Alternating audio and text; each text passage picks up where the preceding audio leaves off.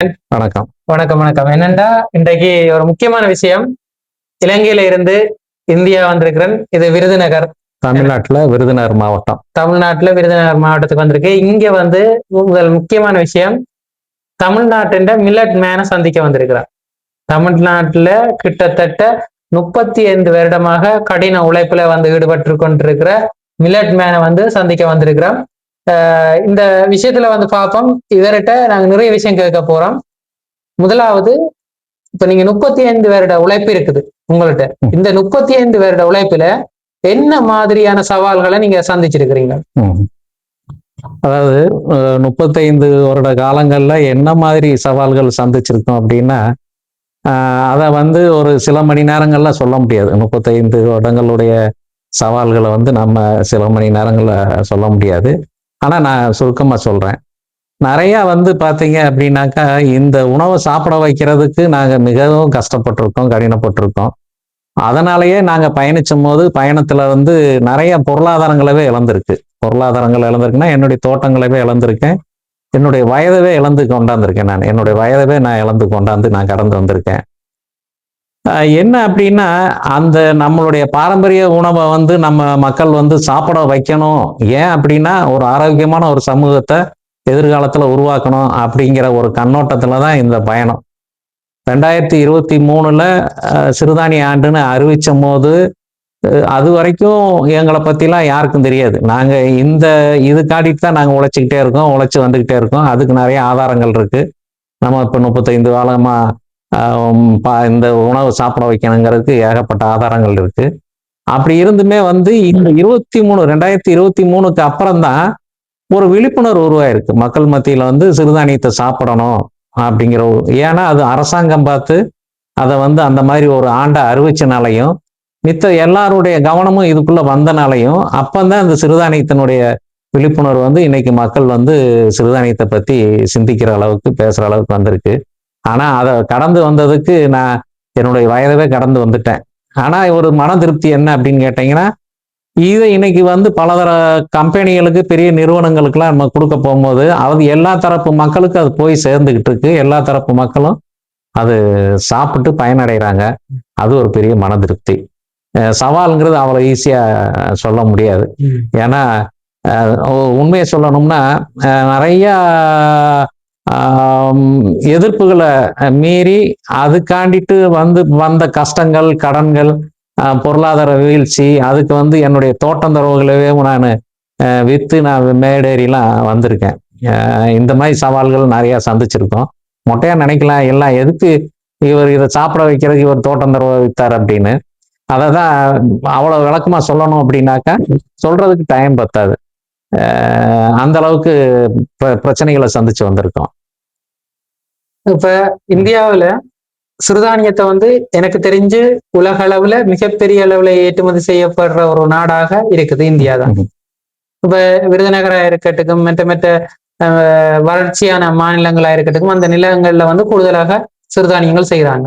எந்தெந்த நாடுகள்ல, அதாவது எந்தெந்த இடங்கள்ல தமிழ்நாட்டுல சிறுதானியங்கள் வந்து செய்யப்படுகிறது? குறிப்பா வந்து பாத்தீங்கன்னா, அரசாங்கம் வந்து ஒவ்வொரு டிஸ்ட்ரிக்டும் ஒவ்வொரு இது நிர்ணயம் பண்ணியிருக்கு. அதுல வந்து விருதுநகர் டிஸ்ட்ரிக்ட் வந்து ஒன் டிஸ்ட்ரிக்ட் ஒன் ப்ராடக்ட் அப்படின்னு அதுக்கு அர்த்தம். அதுல வந்து சிறுதானியத்தை அறிவிச்சிருக்கு. அறிவிச்சாலுமே வந்து பாத்தீங்கன்னா, அதிகமா விளையக்கூடிய மாவட்டங்கள்ல வந்து திருவண்ணாமலையில வந்து ஜவ்வாது ஹில்ஸ்ல அதிகமான தானியங்கள், திணையா இருக்கட்டும், பனிவரகா இருக்கட்டும், சாமையா இருக்கட்டும், இதெல்லாம் அங்கே அதிக அளவில் பயிரிடுறாங்க, விளையுது. ரெண்டாவது வந்து பார்த்தீங்கன்னா, கிருஷ்ணகிரி மாவட்டங்களில் பெல்ட்டில் அதில் வந்து குரக்கன், ராகி அதிகமாக விளைய வைக்கிறாங்க. எங்கள் மாவட்டத்தில், விருதுநகர் மாவட்டத்தில் வந்து பார்த்தீங்கன்னா, குதிரைவாளி அதிகமாக விளையுது. இங்கே புது ரகங்கள் கூட இப்போ கண்டுபிடிச்சிருக்கு. குதிரைவாளி ரகம் மதுரை 1ன்னு ஒரு ரகம் கூட கண்டுபிடிச்சிருக்கு. அது மிகப்பெரிய கருதாகவும் மிகப்பெரிய அரிசியாகவும் இருக்கும். அது வந்து விருதுநகர் மாவட்டத்தினுடைய சிறப்பு. ஆனா மதுரை யூனிவர்சிட்டி கண்டுபிடிச்சதுனால அதுக்கு மதுரை 1ங்கிற ஒரு பேரு. இது போக வந்து பாத்தீங்கன்னா, கம்பு வந்து இங்க நார்மலா ஏற்கனவே எங்களுக்கு இங்க கிடைக்கக்கூடிய ஒரு விஷயம். இந்தியா முழுக்க பார்க்கும்போது பாத்தீங்கன்னா, மகாராஷ்டிராவில் நிறைய திணையெல்லாம் விளையுது. நான் போய் பார்த்ததுல அந்த மாதிரி விளையுது. அதனால சிறுதானிய உற்பத்திங்கிறது நாடு முழுக்க இருக்கு. இந்த இலங்கையில வந்து உங்களுக்கு நிறைய கஸ்டமர்ஸும் இருக்கணும். அதே நேரத்துல இலங்கையில ஒரு டீமா வச்சிருக்கிறீங்க இந்த சிறுதானிய உற்பத்தி செய்யறதுக்கு, குறிப்பாக அக்கரைப்பட்டு, புத்தளம் போன்ற இடங்கள்ல நீங்க போய் பயிற்சியும் கொடுத்துருக்கிறீங்க. இலங்கை மக்கள்கிட்ட இது சம்பந்தமான விழிப்புணர்வு இருக்கா? அதே நேரத்துல இந்த சிறுதானியம் சம்பந்தமான உணவுகளை இலங்கை மக்கள் எப்படி விரும்புகிறார்களா? அதாவது இலங்கை மக்கள் அப்படிங்கும்போது வந்து பாத்தீங்கன்னா குறிப்பா முதல்ல எங்களை தொடர்பு கொண்டது புத்தளத்துல இருக்கக்கூடிய சுகாரியா மேடம் தான் எங்களை தொடர்பு கொண்டது. சுந்தர் சாரை முதல்ல தொடர்பு கொண்டு அப்புறம் அவர் வந்து எண்ணி அழைச்சு பேசி நாங்கள் வந்து அவங்களுக்கு வந்து விழிப்புணர்வு முகாம் நடத்துறதுக்கு தான் அங்கே வந்திருந்தோம். சிறுதானியத்தின் பற்றிய விழிப்புணர்வு முகாம் நடத்த வந்திருந்தோம். அந்த ட்ரைனிங் கொடுக்கும் போது அங்கே வாங்கி வைக்கக்கூடிய ஒரு பொருட்கள் நாங்கள் சொல்லியிருந்தோம், இதெல்லாம் வாங்கி வைங்க, நாங்கள் வந்து அவங்களுக்கு வந்து அதை பண்ணித்தரோம் அப்படின்னு. அப்போ நாங்கள் ஆஃபீஸ்குள்ளே நுழைஞ்ச உடனே அந்த மேடம் கேட்டது, நாங்கள் முற்றிலும் மாமிசம் சாப்பிடக்கூடிய நபர்கள், நீங்கள் என்ன வெறும் பாலும் தயிர் வாங்கி வச்சுருக்கீங்க, இது எங்களுக்கு பிடிக்குமான்னு தெரியல அப்படிங்கிற ஒரு வார்த்தையை தான் அவங்க சொன்னாங்க. ஆனால் எங்கள் ஃபார்முலா படி அவங்களுக்கு வந்து நாளே குக் பண்ணி சமைச்சு காமிக்கும் போது அவங்களுக்கு மிகப்பெரிய ஒரு திருப்திகரமான ஒரு சந்தோஷம். ஒரு 100 பெண்களுக்கு வந்து முஸ்லீம் பெண்களுக்கு அவங்களுக்கு வந்து பார்த்தீங்கன்னா நாள் வந்து கம்பு அவுளில் ஃப்ரை பண்ணி கொடுத்தோம், ராகி அல்வா, வெத்தலை ஜூஸு எல்லாம் பண்ணி கொடுத்துட்டு 2வது தான் வந்து மில்லட் பிரியாணி எல்லாமே பண்ணோம் மறாவது நாள். அப்போ அங்கே நாங்கள் தெரிஞ்சுக்கிட்ட என்ன ஒரு விஷயம் அப்படின்னா, இப்போ நாங்கள் இருக்கோம் இந்த விருதுநகர் மாவட்டத்தில் இருக்கோம், இந்த கிராமத்தில் இருக்கோம். எங்கள் கிராமம் குறிப்பாக சொல்லணும்னு நினச்சேன், சின்னத்தாதம்பட்டி அப்படிங்கிறது எங்களுடைய கிராமம். அந்த கிராமத்தில் தான் இருக்கேன். அதை நான் முதல்ல வந்து பதிவு பண்ணலை. அதை நான் எங்கே போனாலும் பதிவு பண்ணிடுவேன். என்னுடைய கிராமத்தை வந்து எங்கே போனாலும் நான் பதிவு பண்ணுவேன். அந்த கிராமத்தில் சுற்றியும் இப்போ எங்களை சார்ந்திருக்கிற விவசாயிகளும், சார் கம்பு தோசை இருக்கு, உதாரணத்துக்கு இந்த இருக்கு கம்பு தோசை இருக்கு, இது நீங்கள் சாப்பிட்றீங்களா அப்படின்னு கேட்டால் கம்பு தானே அப்படிம்பாங்க. ஏன் அப்படின்னா அது அவங்களுக்கு ஈஸியாக கிடைக்குது, அவங்க விளைய வைக்கிறாங்க. விளைய வைக்கிறனால அவங்ககிட்ட இருக்கிற பொருளை அவங்க வந்து அலட்சியமா அவங்க சொல்றாங்களே தவிர அதை அவங்க உணவா எடுத்துக்கிறாங்கன்னா அவங்க எடுக்க மாட்டாங்க. ஏன் அப்படின்னா ஒரு அலட்சியம்.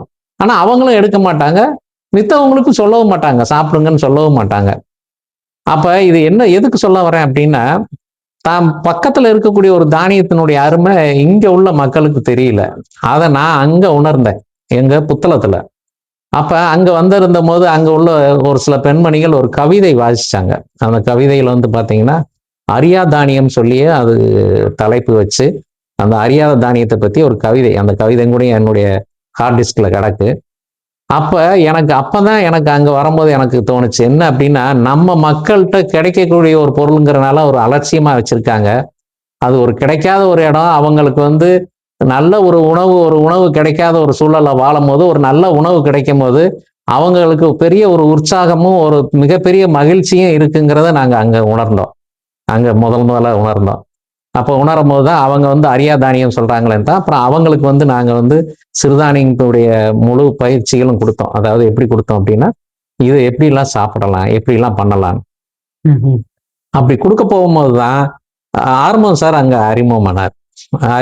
அறிமுகமாகி அப்புறம் அவர் என்ன செஞ்சாருன்னா, நாங்க இந்த மாதிரி சாம்பிள் கொடுத்த ப்ராடக்ட்லாம் எடுத்துக்கிட்டு அரசாங்கத்தில் இருக்கக்கூடிய முக்கியமான நபர்களுக்கெல்லாம் அதை கொடுத்து அவருமே வந்து அங்க வந்து அந்த ஒரு விழிப்புணர்வை உருவாக்குனாரு.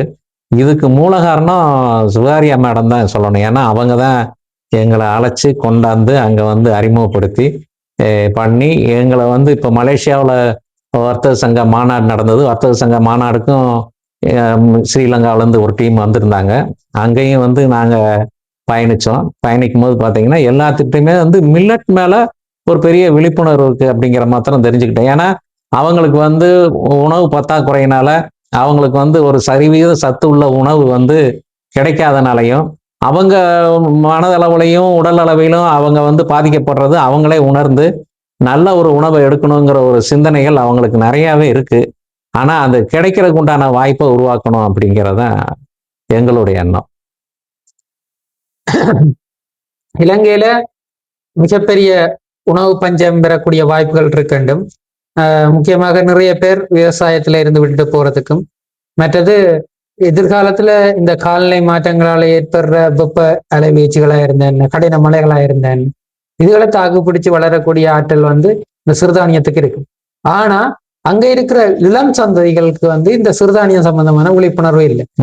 அப்ப எதிர்கால உணவா இருக்க போற இந்த சிறுதானியத்தை இலங்கை மக்கள்கிட்ட இருந்து விழிப்புணர்வை ஏற்படுத்தி இளைஞர்களுக்கு கொண்டு போய் சேர்க்கணும்னா என்ன படிமுறையில நாங்க கொண்டு போவோம்? இப்ப அதுக்கு உதாரணம் பேசணும்னா, எங்க தமிழ்நாட்டுல வந்து பாத்தீங்கன்னா, மானாமதுரை பக்கத்துல இடைக்காட்டூர்னு ஒரு ஊர் இருக்கு.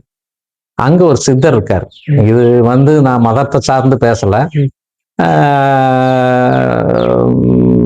அந்த சித்தருடைய வரலாறுல வந்து பாத்தீங்கன்னா, அவங்க வந்து அவர் வந்து ஒரு சில விஷயங்களை பண்ணியிருக்காரு. அது அவர் வரலாறுல இருக்கு. என்ன அப்படின்னா, அவர் மானாமதுரையில இருந்து திருநெல்வேலி வரைக்கும் மண் சுவர்களை வச்சு ஒரு கோட்டையா கட்டியிருக்காரு அந்த காலத்துல. கட்டி பஞ்சகாலங்கள் வரும்னு கணிச்சு, அவருக்கு ஞான திருஷ்டியில தெரிஞ்சு பஞ்சகாலங்கள் வரும்னு சொல்லி அவர் வந்து அந்த சுவரை கட்டி, அந்த சுவர்ல வந்து என்னன்னா தானியங்களை கலந்துதான் அவர் வந்து அதை கட்டியிருக்காரு. அப்ப இந்த சுவரை கட்டி அவ்வளவு தூரம் கட்டியிருக்காரு. அப்ப எல்லாருமே அவரை வந்து ஒரு ஒரு இது என்ன ஒரு பைத்தியம் பிடித்த மனிதர்ங்கிற மாதிரி தான் அவரை அந்த நேரம் கருதி இருக்காங்க. ஆனா அந்த பஞ்சகாலம் வரும்போது அவருக்கு மித்தவங்களுக்கு அவரை பத்தி அந்த அருமை தெரிஞ்சிருக்கு. அது வந்து என்னன்னா ஆடு மேய்ஞ்சிட்டு ஆடு போய் அதை உரசி அங்கு கீழே விழுகக்கூடிய அரிசிகளை எடுத்து பஞ்சகாலங்கள்ல உயிர் பொழைச்சு வாழ்ந்ததாகலாம் வரலாறு இருக்கு. அந்த மாதிரி வரலாறுலாம் இருக்கு. அப்ப இது எதுக்கு சொல்ல வரேன்னா, நீ கால மாற்றங்கள்ல வந்து என்ன ஆக போகுது அப்படின்னு சொல்றாங்கன்னா, சூரியனுடைய ஒளிக்கதிரை ரொம்ப குறைய போகுது. மேக மூட்டங்கள்லாம் வந்து இந்த இது புகை மண்டலங்கள்னால சூரிய ஒளிக்கதிரே பூமிக்கு கிடைக்கக்கூடிய காலங்களே குறுகிய காலமா வரப்போகுதுன்னு சொல்றாங்க. அப்ப அப்படி வரும்போது எந்த ஒரு விவசாயமும் பண்ண முடியாத ஒரு சூழல் உருவாக போகுது. இப்ப அந்த மாதிரி ஒரு சூழல்ல சிறுதானியங்கள் வந்து குறைந்த ஒளிக்கதிர்கள் இருந்தாலும் வளரும். பிஹெச் வந்து அதாவது சமநிலையில இல்லாத நிலங்கள்லையும் வளரும். அது வந்து நீங்க பிஹெச் வந்து கூட இருக்கலாம், குறைய இருக்கலாம். எப்படி இருந்தாலும் அந்த மாதிரி சூழல்லையும் வளரும். குறைஞ்ச நீர்லையும் வளரும். இப்படி வந்து வளரக்கூடிய ஒரு சிறுதானியம் சத்து நிறைந்த ஒரு பொருளா இருக்கு. இப்போ ஒரு மனிதனுக்கு வந்து அன்றாட வாழ்க்கையில 12 வகையான வைட்டமின் தேவை. நம்ம அந்த 12 வகையான வைட்டமின் நம்ம எடுக்கிறோமா? மினரல்ஸ், நியூட்ரியன்ஸ் எதுவுமே நம்ம சாப்பிட்ற உணவுல இல்லை. சிறுதானியங்கள்ல அனைத்துமே இருக்கு. ஒவ்வொரு தானியத்திலையும் ஒவ்வொரு சிறப்பு அம்சங்கள் இருக்கு. அப்ப இதை நம்ம சாப்பிடும் போது என்ன ஆகும் அப்படின்னா, ஒரு ஆரோக்கியமான ஒரு வாழ்க்கைக்கு போகலாம். இப்போ வந்து சக்கரை நோய் வர்றதுக்கே காரணம் அப்படின்னா மெக்னீசியம் பற்றாக்குறைன்னு தான் சொல்றாங்க. வைட்டமின் B6 மெக்னீசியமும் இல்லாதனால அந்த மாதிரி உடல் உறுப்புகள் செயலிழந்து போகுது அப்படிங்கிற மாதிரி தான் சொல்றாங்க. இப்ப அதே மாதிரி பாத்தீங்கன்னா, இந்த காடைக்கண்ணின்னு ஒரு தானியம் இப்ப எங்க மாவட்டத்துல அழிஞ்சு போயிட்டு வருது. அதை மீட்டெடுக்கிறோம். காடைக்கண்ணிலாம் அதிகமான மெக்னீசியம் இருக்கு. இப்ப இப்படிலாம் இதெல்லாம் சாப்பிட்டுட்டு இருந்தோம்னா நம்மளுக்கு நீரிழிவு நோயே வராது. இந்த நோய்கள்ல இருந்து நம்ம காத்துக்கிறணும். நீ எதிர்கால சந்ததியில் நல்ல முறையில வளரணும் அப்படின்னா கண்டிப்பா சிறுதானியங்களை சாப்பிடணும் அப்படிங்கிறத நாங்க எங்களுடைய வலியுறுத்தல். நாங்க சிறுதானிய விழிப்புணர்வு முகாம் எங்க நடத்தினாலும் சின்ன குழந்தைகளுக்குனாலும் கூப்பிட்டு உட்கார வச்சு சிறுதானியத்தினுடைய விழிப்புணர்வை நாங்க ஏற்படுத்திக்கிட்டு தான் வர்றோம். இதை வந்து இப்போ உலகம் முழுக்க ஏற்படுத்துறதுக்கு உண்டான வேலைகளும் நாங்க செஞ்சுக்கிட்டு தான் வர்றோம். இலங்கையில வந்து நான் என்ன சொல்ல வர்றோம் அப்படின்னா, இலங்கை மக்களுக்கு வந்து அரசாங்கம் மிகப்பெரிய அளவுல ஒரு சப்போர்ட்டா இருக்கணும். அப்படி இருந்தா வந்து இந்த சிறுதானியத்தை ஊக்குவிச்சு தமிழ்நாட்டில இருந்து கொண்டு போகக்கூடிய விதைகள்ல இருந்து, இயந்திரங்கள்ல இருந்து இந்த எல்லா இதுக்குமே வந்து அவங்க வந்து ஒரு வகையான அரசாங்க சலுகைகள் கொடுத்து அதை வந்து மக்களுக்கு கொண்டு போய் கொடுத்து அதை வந்து முன்னிறுத்தி அதுல வந்து மதிப்பு கூட்டப்பட்ட பொருட்களை மாற்றி, ஏன்னா உணவு உற்பத்தியில வந்து மிகப்பெரிய அளவுல பாதிப்பு இருக்கு. அவங்களுடைய நாங்க பார்த்ததுல வந்து நிறைய மைதா மாவை பயன்படுத்தி அவங்க உடல் ரீதியான பாதிப்புகள்லாம் அவங்க இருக்காங்க அப்படிங்கிறத நம்ம பார்த்துக்கிட்டு இருக்கோம். இப்ப அதனால வந்து அதெல்லாம் நம்ம சரி கட்டி நல்ல ஒரு சமூகம், நல்ல ஒரு ஆரோக்கியமான ஒரு இலங்கை மக்கள் வாழணும் அப்படின்னு நினைச்சோம்னா இந்த மாதிரி உதவிகள், அரசாங்கத்தினுடைய உதவிகள் கண்டிப்பா தேவை. அப்ப அதுக்கு வந்து நாங்க வந்து உழைக்கிறதுக்கு தயாரா இருக்கோம். ஏன்னா எங்ககிட்ட வந்து அதிநவீன தொழில்நுட்பங்கள் கொண்ட இயந்திரங்களும் தொழில்நுட்பங்களும் இதுகளும் நாங்க 35-40 வருடங்களாக பயணிச்சதுல எனக்கு மாநில அளவுல இருந்து, மாவட்ட அளவுல இருந்து, இந்தியா லெவல்ல எனக்கு நிறைய விருதுகள் கிடைச்சிருக்கு. விருதுகள் வந்து அது அந்த அங்கீகாரங்கள் ஃபுல்லா சிறுதானியத்துக்கு தான் சேரும், எனக்கு கிடையாது. சிறுதானியத்துக்கு உண்டான விருதுகள் தான் இது எல்லாமே. ஏன்னா சிறுதானியத்தை வந்து நாங்க அந்த அளவுக்கு நாங்க ஒரு முக்கியத்துவம் கொடுத்து வர்றோம். இது நாங்க திருப்பி நாங்க சொல்ல வேண்டியது, இலங்கை அரசு கவனத்துக்கு எடுத்து இதை வந்து என்ன பண்ணணும் அப்படின்னா, மக்களை வந்து நல்ல முறையில் ஒரு ஆரோக்கியமான ஒரு சமூகமா வாழ வைக்கணும்னா சிறுதானியத்துக்கு கை கொடுத்து கைகோர்த்து அவங்க வந்து அதுக்குண்டான உதவிகளை செஞ்சு மக்களை நல்ல நிலைமைக்கு கொண்டு வரணும்னு நாங்க கேட்டுக்கொள்கிறோம். அடுத்தது இந்தியாவை பொறுத்த மட்டும் சிறுதானியங்களும் சரி மற்ற தானியங்களும் பெரிய அளவுல செய்யறது ஃபார்மர் ப்ரொடியூசர் கம்பெனிஸா உருவாக்கி ஒரு விவசாயிகளை நட்டப்பட விடாம அந்த கம்பெனி வந்து அவங்கள பாதுகாத்து கொள்ளுது.